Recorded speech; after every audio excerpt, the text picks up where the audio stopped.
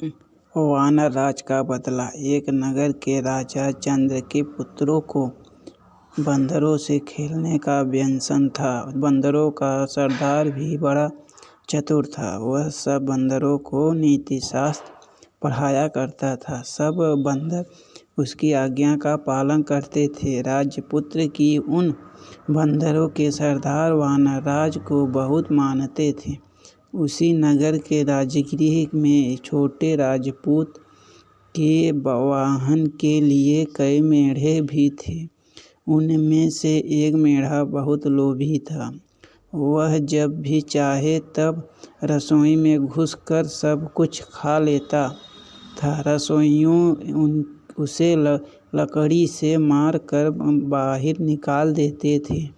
वानरराज ने जब यह कलह देखा तो वह चिंतित हो गया।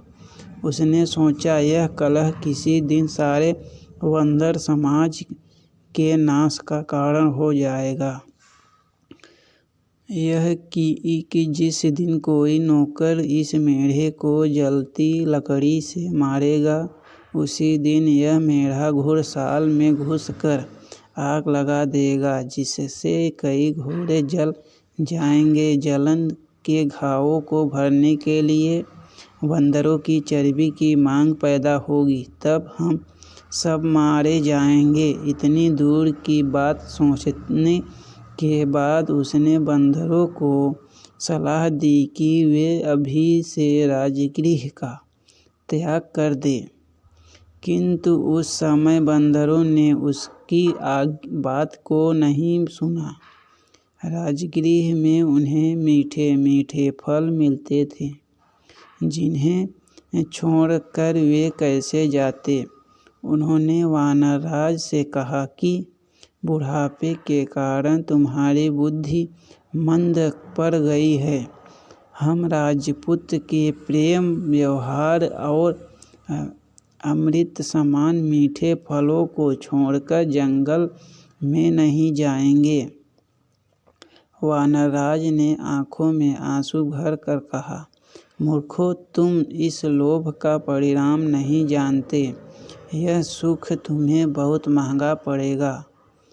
यह कहकर वानरराज स्वयं राजगृह छोड़कर वन में चला गया। उसके जाने के बाद एक दिन वही बात हो गई जिससे वानरराज ने वानरों को सावधान किया था। एक लोभी मेढ़ा जब रसोई में गया तो नौकर ने जलती लकड़ी उस पर फेंकी। मेढ़े के बाल जलने लगे। वह से भागकर वह अश्वशाला में घुस गया। उसकी निचगाड़ियों में अश्वशाला भी जल गई। कुछ घोड़े आग से जलकर वहीं मर गए। कुछ रस्सी तुड़ाकर शाला से भाग गए। तब राजा ने पशु चिकित्सा में कुछ वैद्यों को बुलाया और उन्हें आगे से जले घोड़ों की चिकित्सा करने के लिए कहा। वैद्यों ने आयुर्वेदिक शास्त्र देखकर सलाह दी कि जले घावों पर बंदरों की चर्बी की मरम्मत बनाकर लगाई जाए। राजा ने मरहम लगाने के लिए सब बंदरों को मारने की आज्ञा दी। सिपाहियों ने सब बंदरों को पकड़कर लाठियों और पत्थरों से मार दिया। वानरराज को जब अपने वंश क्षय का समाचार मिला तो वह बहुत दुखी हुआ। उसके मन में राजा के प्रति बदला लेने की आग भड़क उठी। दिन रात वह इसी चिंता में जलने लगा।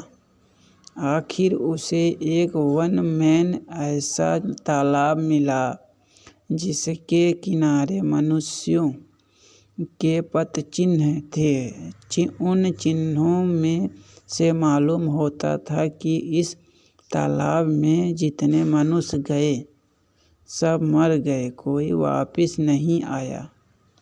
वह समझ गया कि यहाँ अवश्य कोई नरभक्षी मगरमच्छ है। उसका पता लगाने के लिए उसने एक उपाय किया। कमल नाल लेकर उसका एक सिरा उसने तालाब में डाला और दूसरे सिरे को मुंह में लगाकर पानी पीना शुरू कर दिया। थोड़ी देर में उसने सामने ही तालाब में से एक कंठहार धारण किए हुए मगरमच्छ निकला। उसने कहा, इस तालाब में पानी पीने के लिए आकर कोई वापस नहीं गया। तूने कमल नाल द्वारा पानी पीने का उपाय करके विलक्षण बुद्धि का परिचय दिया है। मैं तेरी प्रतिभा पर प्रसन्न हूँ। तू जो वर मांगेगा मैं दूंगा। कोई सा एक वर मांग ले। वनराज ने पूछा, मगरराज, तुम्हारी भक्षण शक्ति कितनी है? मगरराज जल में सैकड़ों सहस्त्रों पशुओं या मनुष्यों को खा सकता है, भूमि पर एक गीदड़ भी नहीं। वानरराज, एक राजा से मेरा वैर है। यदि तुम यह कंठहार मुझे दे दो तो मैं उसके सारे परिवार को तालाब में लाकर तुम्हारा भोजन बना सकता हूँ। मगरराज ने कंठहार दे दिया। वानरराज कंठहार पहनकर राजा के महल में पहुँच गया। उस कंठहार की चमक दमक से सारा राजमहल जगमगा उठा। राजा ने जब वह कंठहार देखा तो पूछा, वानरराज, यह कंठहार तुम्हें कहाँ मिला? वानरराज, राजन, यहाँ से दूर वन में एक तालाब है। वहाँ परिवार के दिन सुबह के समय जो गोता लगाएगा उसे वह कंठहार मिल जाएगा। राजा ने इच्छा प्रकट की कि वह भी समस्त परिवार तथा दरबारियों समेत उस तालाब में जाकर स्नान करेगा, जिससे सबको एक एक कंठहार की प्राप्ति हो जाएगी। अगर आपको वीडियो अच्छा लगे तो हमारे चैनल को सब्सक्राइब कीजिएगा और हाँ, अपने दोस्त का नाम कमेंट में ज़रूर लिखिएगा। निश्चित दिन राजा समेत सभी लोग वानरराज के साथ तालाब पर पहुंच गए। किसी को यह न सूझा कि ऐसा कभी संभव नहीं हो सकता।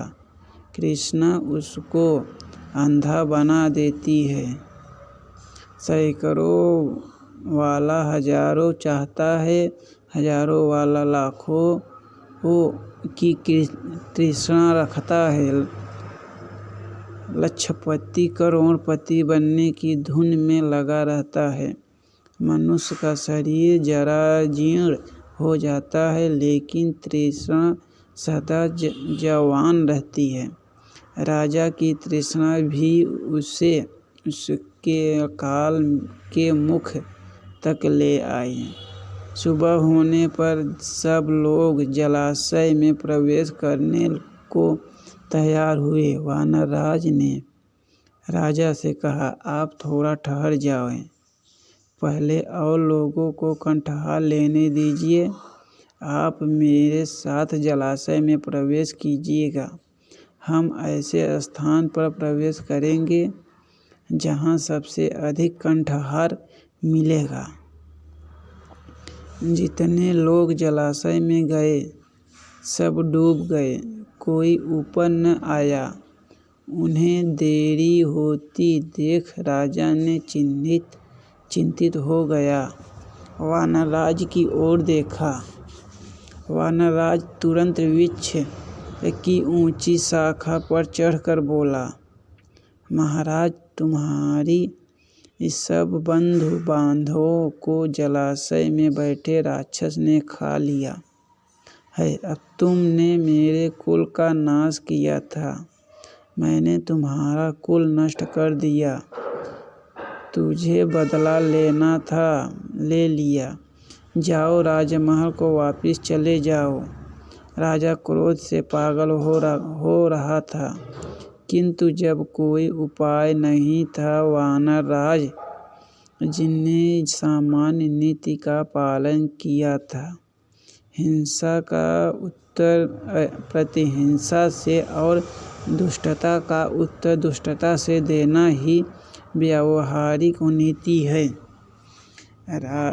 राजा के वापस जाने के बाद मगरराज तालाब से निकला। उसने वानरराज की बुद्धिमत्ता की बहुत प्रशंसा की। तो हमारे चैनल को सब्सक्राइब कर दीजिएगा और बेल आइकन दबा दीजिएगा।